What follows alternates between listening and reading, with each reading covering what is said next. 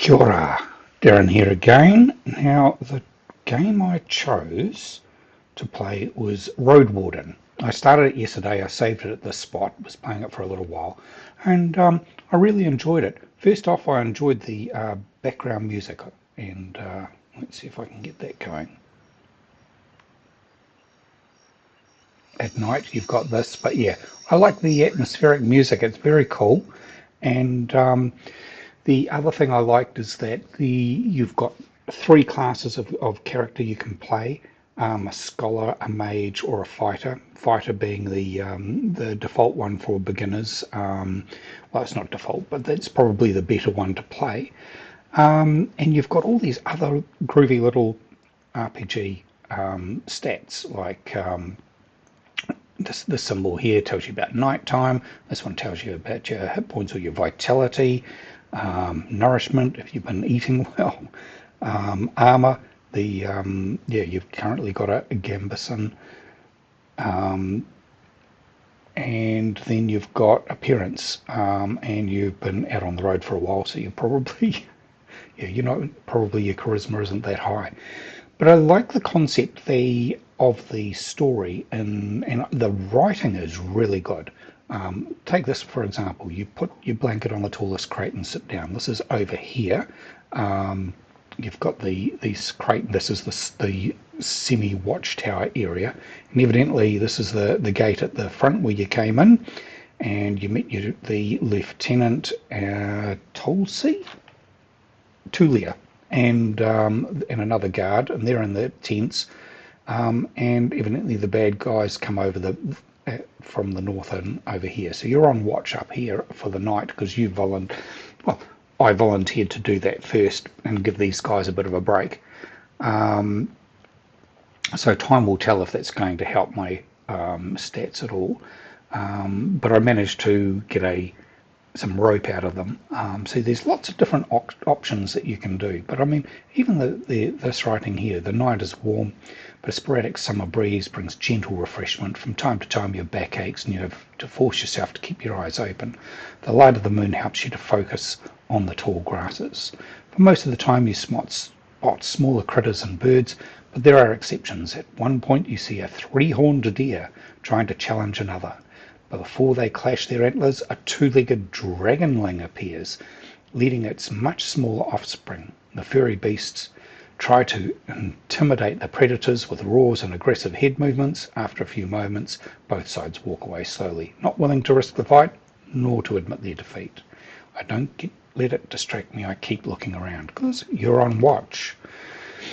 You hear the death screams of distant prey and mating calls of monkeys. Runners are chasing a grey hare, a group of muck oxen. I mean, all these different creatures in there. They're all over the place. You've got monkeys, hares, oxen, deer, fox, lynx, plus a multitude of other monsters.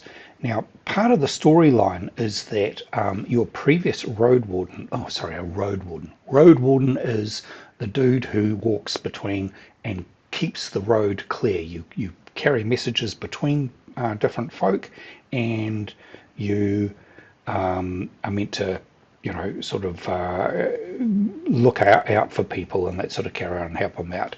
So you're more of a message person, but that's your job, is to travel around this area on the road, and you've got an axe and that sort of carry on.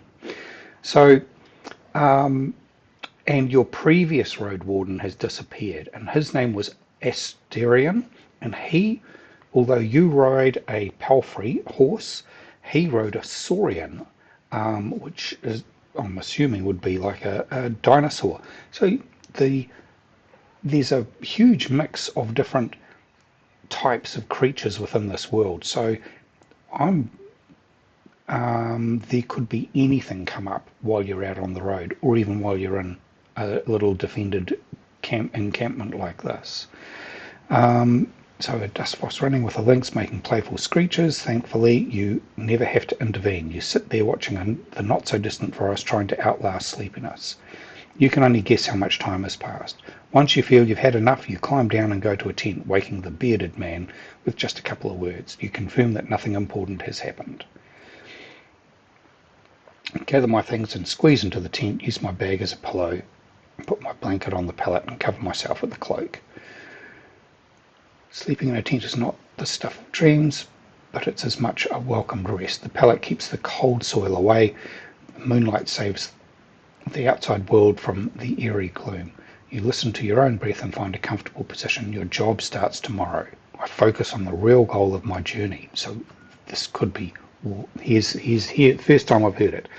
The Merchant Guild wants to take control of this realm. Your warden duties are secondary. First and foremost, you need to explore the peninsula, learn about the territory, resources and threats, get to know the locals, and if you can, convince them to consider negotiations with Hovalan officials and traders. Could the tribes resist the soldiers, or be a threat to the priests of the United Church? Are there any forbidden practices that need to be eradicated, such as blood magic, necromancy, robbery, or slavery? At least I have time, 40 days to be exact. I need to be as thorough as I can. So this is the first time I've actually found out what the mission is. I just thought it was just clearing the roads. But no, you're actually on a secret mission. 40 days. And of course, we've got the timer over here, so you can keep a track of that. And the peninsula. Now, I talked with Tulsi, the lieutenant, and they were saying that there's the coast is out to the west, peninsula. It's about a day's ride. To the east, there's this tunnel in the woods. You've got a description of Asterion, and to the northwest, there's a roadside inn called the Pelt of the North. So that could be interesting to go and explore too. So yeah, you've got to make a few little things. There's a journal here I haven't explored, so here we go, no quest selected. Go back, return, and back here. So let's carry on through. Once you finish your reconnaissance, you should speak with Tulia and return to Hovalan. That's the town where you came from. There you'll report back to your employers and get your reward. In the meantime, you have your own goal to pursue. So, your own goal? Right. So you're doing reconnaissance for these dudes, but you've got your own goal. I wonder what that is. I need to gather extra coins so I can help a person I care about. I need to gather some extra coins so I can retire early and live in prosperity. If I gather enough connections among the local traders, I'll use them to become a major player in the Merchant Guild. I want to be remembered as the soul who brought peace and order to the realm, a hero. I just want to help people make this region safer for the locals and newcomers alike. I need to find a new life for myself after a difficult past, and I want it all to be forgotten. So there you go. This is a major decision point here. So let's do this one because there's a person you care about. You can't sleep during the night. Press the sleep button to rest. Where's this? Oh, sleep button. You can spend the night on a burrow tent. Particular sleep. Oh, so I forgot. I didn't read out the things first. That was a bit silly. There we go. You're woken up by sunlight, well and rested. Without haste, you gather your things. After only a couple of breaths, you notice a weird smell like a roast. No burning meat. Burning, rotting meat. Disgust crawls into your consciousness. You exit the tent. Your horse is looking around nervously. Your bags are where you had left them. You see an open gate. Go outside and see what's happening. Both soldiers are standing near a humble pyre. The man in the shirt looks at it contemplatively. Tulia is the first one to address you. Leto, that's your name. She greets you with a nod. We use the horse's manure for the flames, so don't worry about cleaning it up. You see a corpse amongst the flames. It's impossible to tell if it belongs to a male or female, but it was an adult. The burning process won't be over for a couple more hours. A traveller or an undead? Crikey, there's all sorts going on in this. The latter, a young one. She attacked the pneuma to understand. She lacked the pneuma, that's the magic, to understand that she couldn't get inside the camp without climbing. I stabbed her with a spear from a safe distance. She shifts her weight. One more fog, and she'd be a real threat. Even now it took a couple of hits to knock her down. Sooner or later every human shell wakes up, gaining more strength with each soul it devours, and each moment it spends in the fogs. Burning the dead is not just a religious practice, it's a necessity. Soldiers, priests, village mayors, even road wardens. Making a large pyre takes a lot of time, but it saves lives. Tulia calls the undead a she. Most unites hesitate to do so. Oh, because she's part of the United Church. Time for me to leave. Running away from the Reek, I don't blame you. She walks with you first. Find us here if you need us, or if you learn what happened to Asterion. There's enough ground here for you to rest. Safe travels. These words make you stop. An old farewell mocked in a number of songs and tales, but yet you hear no scorn in Tulia's voice. You wonder how many acts of kindness like this one you're going to experience in the days that follow. She returns to the pyre. Prepare yourself for the journey. Use the travel button to see the map and move to another area. There we go. Somehow you missed the fact that your mount is already saddled and warmed up. You double check the equipment, but you normally don't fix anything. Blah, blah, blah. Put on the gambeson, make sure your axe is tightened to your belt, get in the saddle, and need to ride north. So we go to the travel. This is the first time I've seen the map. Oh, here we are down here. Tulia's camp. Travel north. And then we're into the next one. This is really good. I like these graphics and all this sort of carry on. So I might just stop playing it there and do a bit more of the talk through. So it's an engaging tale. The setting for the game is otherworldly. It's got everything in there, like the undead, the different numbers of creatures. Yeah, like four-legged griffins. Oh my goodness.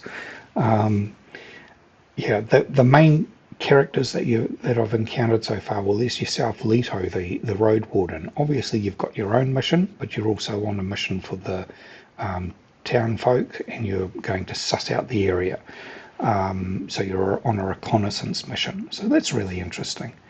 Tulia, I've got her backstory about how there used to be 8 plus the lieutenant that were at the camp, but through the last few months they've been whittled down to 2, and she's the one that's sort of the next in charge.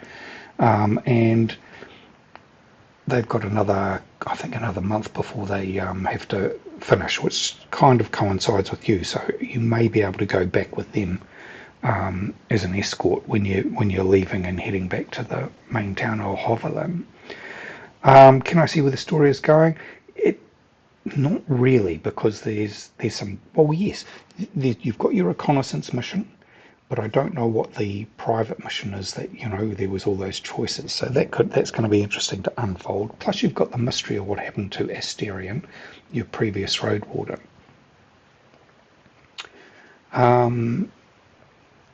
This story could easily be turned into a book, and possibly even a movie.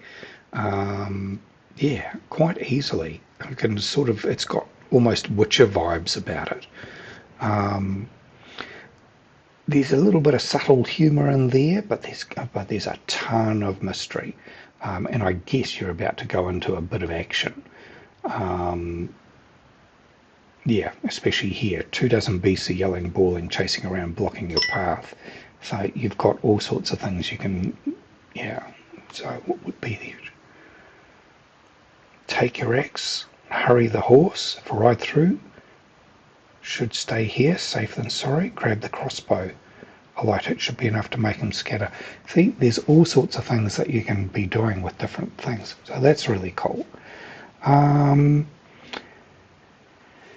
Yeah, I think this is going to be a fun RPG game to explore and see where it goes. So yeah, I'm looking forward to playing some more of it. But yeah, I'd give it a 5 out of 5 so far. All right, we'll call it quits there and stop the recording if we can get out of here.